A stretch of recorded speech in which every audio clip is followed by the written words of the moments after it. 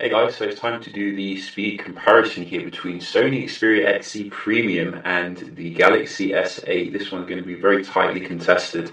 I can just feel it. This is the best of each manufacturer. You can see this is the beauty, the XE Premium, and the also very beautiful S8. So these are obviously competitors for 2017, coming with very nice processors, Exynos 8895 versus Snapdragon 835.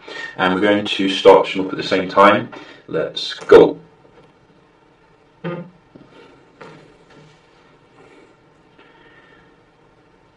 So I have a strong feeling that Sony will be ahead here in terms of the speed, but we will see. And it's going to be very interesting. You can see Samsung is still a little bit ahead when it comes to your starting up, which is nice. And Sony not too far behind, but I think it could definitely improve the startup speed going forward.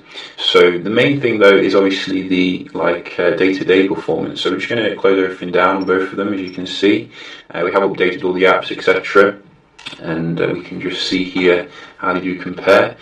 So we'll start with the basic apps,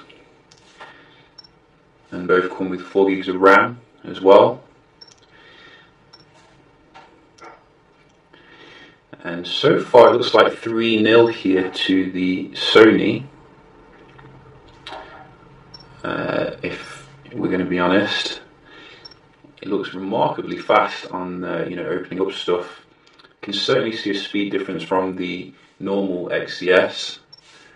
I mean, look at that, that is magnificent compared to older Sony phones.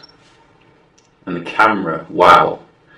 So I have started doing a camera comparison, and you can see how fast it is to go into the gallery there. That is amazing. Let's just do that again. So you can see Sony a little bit faster going into the gallery. We can just have a look at the Play Store as well. So I'm thinking Sony is the winner here, in terms of the basic apps. I don't think Samsung can keep up overall. And do we have settings? You can't keep up Samsung experience. What about the games? That's where Samsung usually does come back a little bit. So that was roughly identical. We have Mario. Sony again here, slightly ahead. I have put the, it looks like Samsung actually loaded it a bit faster there. So you can see for the games it looks like the Exynos is coming up a little bit snappier. Let's just try another game. We do have Plants vs Zombies.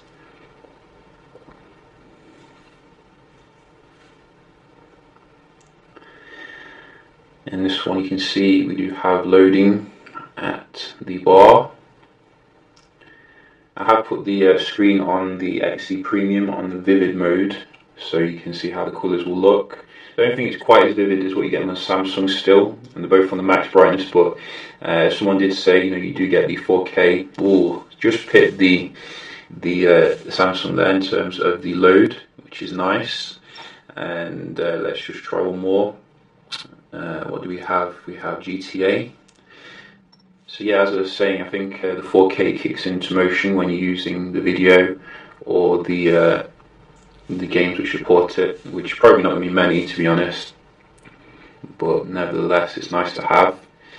And you can see GTA much faster here on your Qualcomm platform. I mean, Samsung, I don't know, it doesn't seem to really load on that, so probably should do one more as well, just for fairness here. I think we have Solitaire, snappier there a little bit, but it's very close when it comes to the games. So I'd definitely say Samsung caught up a little bit, but I think you can see the optimization is better on the Qualcomm platform when it comes to certain games. So do bear that in mind here. We just have a look at the Wi-Fi speed, see if there's any differences here. So let's see. Both run the same. Start with Samsung.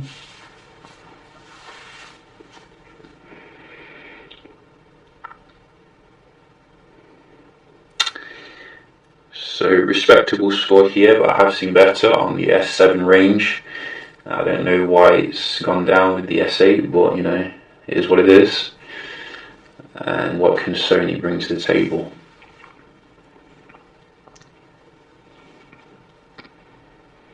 There you go. You see, Sony's not messing around. You know, Sony wants to win at mobile, and I think that Samsung better watch its back. I mean, look at that upload speed. I've never seen it that high. 23. Wow, that is pretty amazing. So we're just going to do Samsung again because, you know, we do like to be fair here. Give it another chance. Move this a little bit so it's not blocking anything. And Samsung's going for it, but it just can't meet it, you know. Can't meet Sony. Sony boy. So Sony is ahead. Wow, I can't believe that, you know. It's going to take some time to sink in.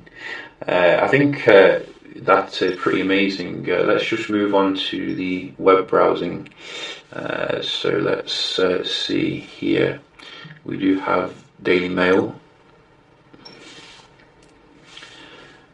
And go. Oh, Samsung, I think.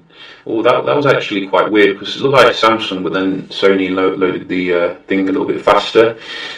So that probably was quite mixed there. But you can see loading the content very nice on both of them. And let's try a link. Is that the same one? I don't think it is. That's not good, is it? So let's just go back. Wow, look how fast the loading is. That is magnificent. So I think it's this one. You can see nice and fast loads here when it comes to your Sony and Phone Arena.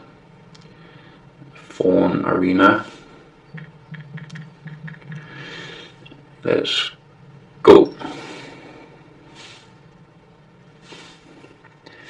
So this was roughly identical, not a massive difference, but then Samsung did load the pictures a bit faster, so we'll give it that. So not really seeing too much difference here. I think Sony should definitely make its own browser to you know, make for a more optimized experience. Finally, we're just going to look at the memory management here, which we are expecting some good stuff. And I did see a reload there, so we'll give Samsung a point. And another one, both reloaded, but you know, not too long to recover. So you can see we are getting some reloading here, which is kind of disappointing given the price of the handsets. I mean, you don't get any reloading with very basic, you know, handsets nowadays. So they could definitely improve that. But then again, it does take a while for Sony to, you know, optimize the software, I've noticed. So we won't be too hard on them. You can see Samsung a little bit quicker there to go into the gallery when you're reloading. But the actual performance here seems to be quite comparable, if I must say so myself.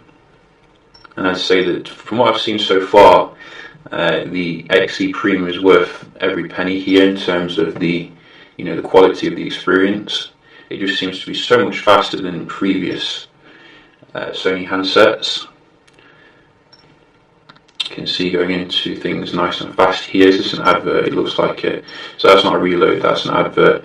And Samsung's still loading the game. GTA. Oh, so this has started reloading, and the game did reload on the XC. So maybe Samsung is still a little bit better here in terms of keeping things in memory. If we're going to be honest, I have opened like 5 games. This one kept in memory, but nevertheless, very impressive performance overall. Definitely blown away by the Wi-Fi speed on its own, and you know, the day-to-day going into stuff, because I used to complain quite a lot when it came to Sony handsets, you know, in regards to the camera here. We can see how fast it is, you know, just going in and out of it is absolutely amazing. So it doesn't actually run hot as well like previous Qualcomm handsets. Very cool at the back here. I'll probably do a dedicated battery test for those who want to see that.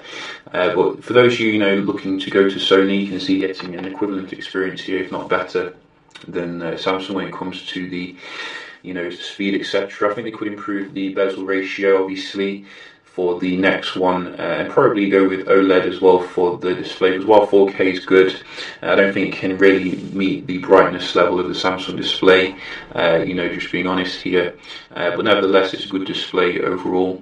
So yeah, I'll do some of the comparisons with the XC Premium, so do look out for those, and hope you find this one helpful, and I'll see you in the next one. Cheers.